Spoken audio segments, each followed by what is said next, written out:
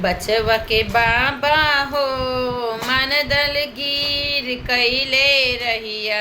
बचवा के पापा हो मन दलगीर कैले रहिया।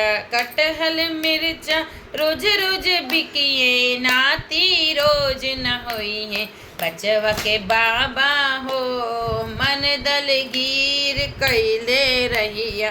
बचवा के दादी हो मन दलगीर कैले रहिया।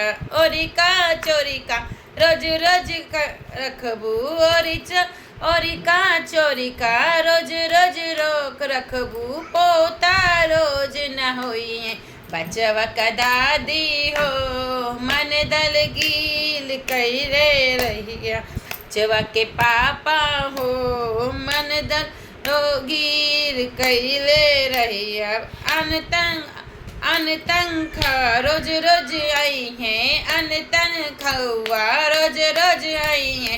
बेटा रोज न आई है। बचवा के पापा हो मन दलगीर कैले रही।